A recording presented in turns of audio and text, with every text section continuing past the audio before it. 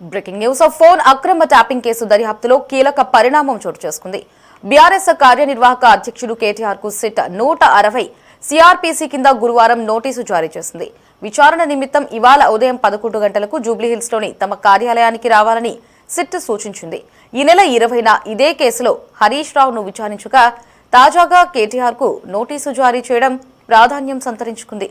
BRS ప్రభుత్వ హయాంలో SIB కేంద్రంగా ఫోన్ అక్రమ ట్యాపింగ్ జరిగిందంటూ 2024 మార్చిలో పంజాగుట్ట ఠాణాలో నమోదైన కేసును ప్రస్తుతం హైదరాబాద్ పోలీస్ కమిషనర్ సజ్జనార్ నేతృత్వంలోని సిట్ దర్యాప్తు చేస్తోంది. ఈ కేసు దర్యాప్తులో భాగంగానే తాజాగా కేటీఆర్ ను విచారణకు పిలిచింది. వాస్తవానికి కేసు నమోదై దాదాపు 2 ఏళ్లు కావస్తున్నా దర్యాప్తు ఇంకా పూర్తి కాలేదు.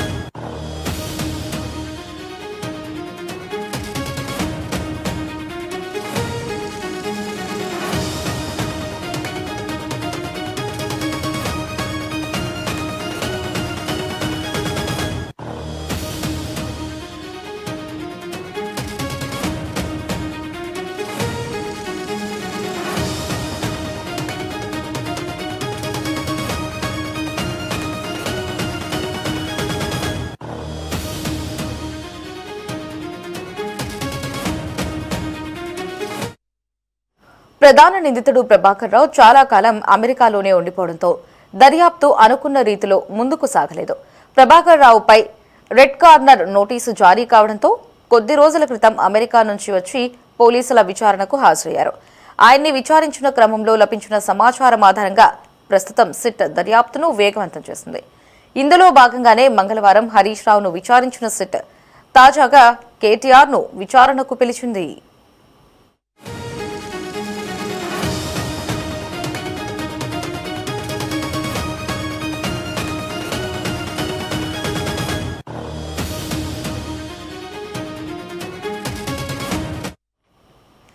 కేటీఆర్ ను బీఆర్ఎస్ ఆర్థిక లావాదేవీల గురించి ప్రశ్నించే అవకాశం కనిపిస్తోంది.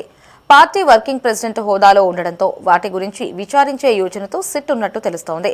అయితే ఎస్ఐబీ ఓఎస్డీగా పనిచేసిన ప్రభాకర్ రావు బృందం తనను బెదిరించి బీఆర్ఎస్ కు 12 కోట్ల ఎలక్టోరల్ బాండ్లతో పాటు ప్రైవేటు పంచాయతీలో మరికొందరికి 3 కోట్లు ఇప్పించారంటూ వ్యాపారి శ్రీధర్ రావు సిట్కు గతంలో ఫిర్యాదు చేశారు. మరికొందరు వ్యాపారులు సైతం ఇదే తరహా ఫిర్యాదులు చేసినట్లు తెలిసింది. ఈ విషయంపై కేటీఆర్ ను ప్రశ్నించే అవకాశం ఉన్నట్లుగా సమాచారం.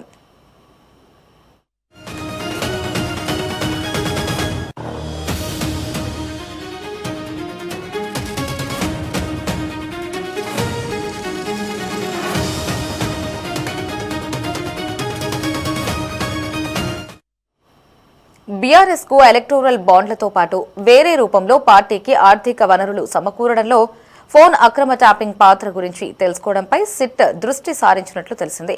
ఈ క్రమంలోనే కేటీఆర్ ను విచారించే అవకాశం కనిపిస్తోంది.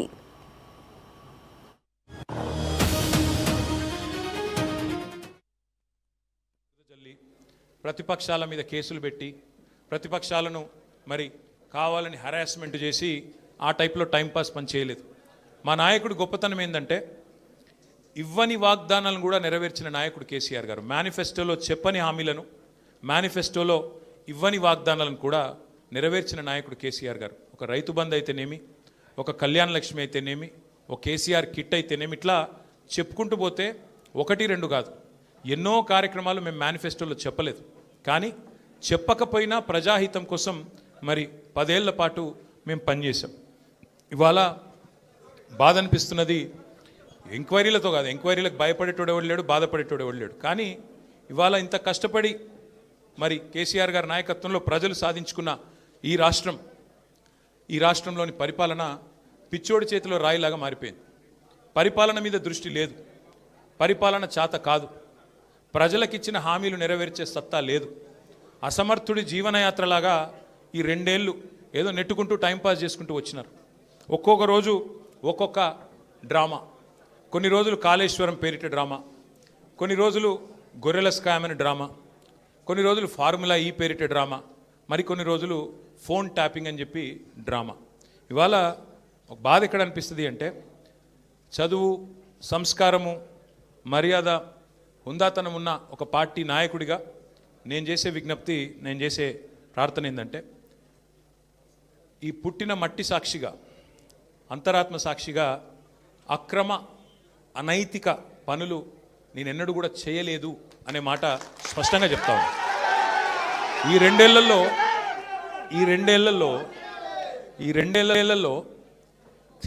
తీవ్రంగా, ఈ రెండేళ్లే కాదు, దాదాపు గత 7-8 ఏళ్ళుగా తీవ్రమైన క్యారెక్టర్ అసాసినేషన్ ఎఫర్ట్ నా మీద, వ్యక్తిత్వ హననం. అంటే ఒక కుక్కను చంపే ముందు పిచ్చి కుక్కను ముద్రేయాలని ప్రయత్నం చేస్తారు కదా, నేనేదో డ్రగ్స్ తీసుకుంటానని, నాకేదో హీరోయిన్లతో సంబంధాలు ఉన్నాయని, లేని దిక్కుమాలిన వార్తలు రాసి నన్ను క్షోభకు గురి చేయడమే కాకుండా నా కుటుంబ సభ్యుల్ని, నా పిల్లల్ని, నా వాళ్ళు అనుకునే వాళ్ళందరినీ విపరీతమైన క్షోభకు గురి చేశారు. అయినా కూడా ఎన్నడూ బాధపడలేదు, బయటకు వచ్చి వేరే వాళ్ళలాగా దొంగ ఏడుపులు ఏడవలేదు. నేను నిబద్ధతతో పనిచేసిన నాయకుని కాబట్టి ఎవరికి భయపడకుండా 2 ఏళ్ళుగా తలవంచకుండా పోరాటం చేస్తూ ఉన్నాను.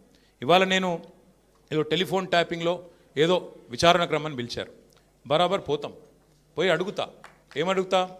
ఏం తప్పు చేసింది మా ప్రభుత్వం అని అడుగుతా, ఎక్కడ తప్పు జరిగింది అని అడుగుతా. ఇవాళ వారు సమాధానాలు చెప్పాలి నాకు.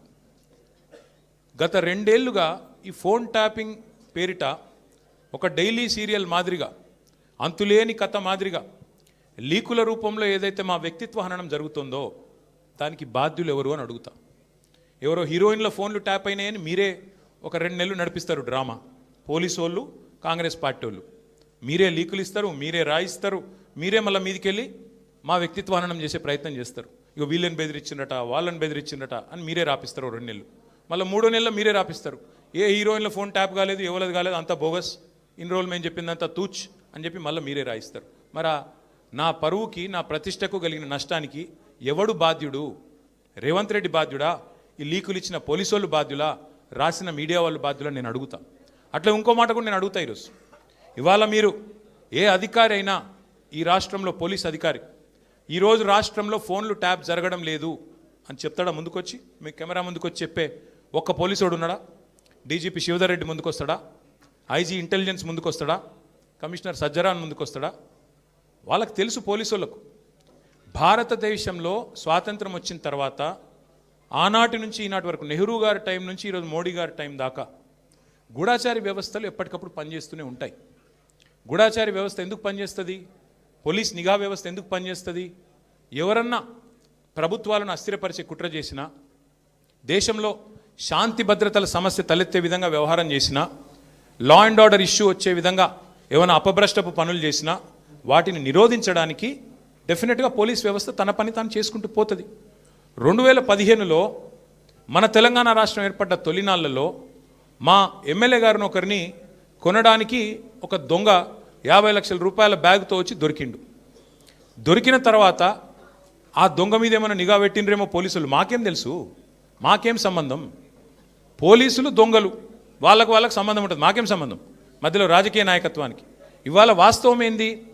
2015లో ఏ దొంగనైతే దొరికిండో 50 లక్షల రూపాయలతో అడ్డంగా రాష్ట్రం మొత్తం చూస్తుండగా ఆ దొంగ ముఖ్యమంత్రి అయి కూర్చున్నాడు.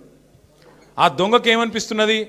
మిగతా వాళ్ళు కూడా నా లెక్కనే రాజకీయ నాయకులందరూ దొంగ పనులు చేస్తారు, మిగతా వాళ్ళు కూడా నాలాగనే బురద అంటియాలి, వాళ్ళను బదనాం చేయాలి. అందుకే ఏం చేస్తున్నాడు? విచారణ పేరిట ఆదేశాలు జారీ చేస్తూ ఉన్నాడు. ఒక 3 రోజుల కిందట హరీష్ రావు గారు ఒక ప్రెస్ మీట్ పెట్టినారు తెలంగాణ భవన్లో. ఏమని మాట్లాడినారు? సింగరేణి కాలరీస్ ఏదైతే ఉన్నదో అక్కడ 1000 కోట్ల బొగ్గు కుంభకోణం జరిగింది. దానిలో ప్రధాన ముద్దాయి రేవంత్ రెడ్డి గారి బావమరిది సృజన్ రెడ్డి.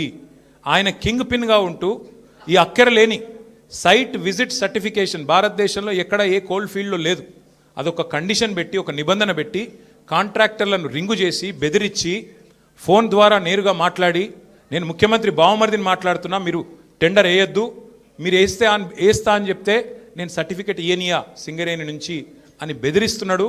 బెదిరించి ఈ మొత్తం స్కామ్ చేసింది రేవంత్ రెడ్డి గారి బావమరిది అని హరీష్ రావు గారు ఆధారాలతో సహా, ఎట్లా మా గవర్నమెంట్లో మైనస్ టెండర్లు పోతుండే, ఎట్లా కాంగ్రెస్ రాగానే ఈ నిబంధన పెట్టడం వల్ల +22% +14% టెండర్లు ఎట్లా పోతున్నాయి, ప్రజాధనం ఎట్లా కొల్లగొడుతున్నారు, సింగరేణితో ముఖ్యమంత్రి గారు ఎట్లా ఫుట్బాల్ ఆడుతున్నారు, సింగరేణి సంస్థని తన కామధేనువుగా ఎట్లా మార్చుకున్నారు, ఇవన్నీ వివరంగా చెప్పినారు. ఉదయం చెప్పంగానే సాయంత్రం వరకు మేము ఎదురు చూస్తూ ఉన్నాం. ఎవరన్నా ఒక మంత్రి, ఎవరన్నా ఒక బాధ్యుడు స్పందిస్తాడేమో. పోనీ కేంద్ర బొగ్గు శాఖ మంత్రి మన రాష్ట్రం నుంచే ఉన్నాడు కిషన్ రెడ్డి గారు. వారి ప్రభుత్వానికి కూడా సింగరేణిలో 49% వాటా ఉంది. కనీసం ఆయనన్నా, మరి కేంద్ర బొగ్గు మంత్రి కాబట్టి ఆయనన్నా స్పందిస్తాడేమో, ఈ దొంగలను పట్టుకుంటాడేమో. మోడీ గారు ఊకుకు అంటుంటారు కాంగ్రెస్ అంటేనే స్కామ్ గ్రేస్ అని. మరి మోడీ గారి ప్రభుత్వం ఏమైనా స్పందిస్తుందేమో అని చూసినాం. కానీ సాయంత్రం వరకు ఏం చేస్తారు, హరీష్ రావు గారికి సిట్ నోటీస్. అది అయిపోయింది, అదో డ్రామా ఒక రోజంతా నడిపినరు. హరీష్ రావు గారు లోపల పోయినరు, ఉల్టా క్వశ్చన్లు వాళ్ళనే అడిగిండు, వాళ్ళకి ఏం చెప్పాలన్నా తెలియలేదు, నీళ్ళు నమిలినరు, అయిపోయింది. ఇప్పుడు మళ్ళా ఇక డైలీ సీరియల్, అదే సీరియల్ ఉంటుంది కార్తీక దీపం అని, అది మనసు మమత, ఆ టైప్లో మళ్ళీ ఈరోజు నాకు, రేపు ఎల్లుండి ఇంకొకరికి. ఇది ఒక టైంపాస్ ప్రోగ్రాం తప్ప ఇలా అయ్యేది ఏమీ లేదు, వచ్చేది ఏమీ లేదు. మా సోదరులు వాలంటరీ రిటైర్మెంట్ తీసుకున్న additional director general of police RS Praveen గారు మిగతా విషయాలు మీకు అన్నీ చెప్తారు, నేను ఎక్కువ చెప్పా. ఎందుకంటే వారు ఇటున్నారు, వారు అన్ని విషయాలు వారు వివరంగా చెప్తారు. ఎందుకంటే వారు గతంలో ఐపీఎస్ ఆఫీసర్గా పనిచేసినారు, వారి తర్వాత ప్రెస్ మీట్ పెట్టి అన్నీ చెప్తారు. కానీ ఒకటి మాత్రం వాస్తవం, ఇవాళ రేవంత్ రెడ్డి గారు ఆయన దొంగ కాబట్టి, అడ్డంగా దొరికిన దొంగ కాబట్టి, ఇంకా దొంగ పనులు చేస్తూనే ఉన్నాడు కాబట్టి, అదేదో సినిమాలో బ్రహ్మానందం గారు దొంగ ఉంటాడు, ఉరికురికి దొరికిపోతుంటాడు. అట్లాగే ఈయన కూడా, ఈయన స్పెషాలిటీ ఏంటంటే ఉరికి దొరికిపోతాడు. ఉత్తగానే సింగరేణిలో దొరుకుతాడు, మూసీలో దొరుకుతాడు, హైడ్రాలో దొరుకుతాడు, ఎక్కడ పడితే అక్కడ దొరికిపోతాడు. హిల్ట్ లగచర్లలో దొరికిపోతాడు. దొంగ ఫాస్ట్గా దొరికిపోవడం రేవంత్ రెడ్డి గారి స్పెషాలిటీ. ఇంకా విచిత్రం ఏంటంటే ఇవాళ ఒక దొంగ లేడు ఈ రాష్ట్రంలో, దండుపాలెం ముఠా ఉంది ఈరోజు. క్యాబినెట్ ఎవరిది వాళ్ళు అందిన కాడికి దోచుకోనే స్కీమ్లో భాగంగా ఈరోజు వాళ్ళు దోచుకుంటా ఉన్నారు. ఆ దోపిడీని మేము బయట పెడుతుంటే వాళ్ళకి ఎక్కడ లేని మంట వస్తున్నది మా మీద. మాకేం ఫరక్ పడది. మీకు తెలియదు కానీ మీడియా వాళ్ళు మీరు కూడా మాకు తెలియకుండానే సాయం చేస్తున్నారు.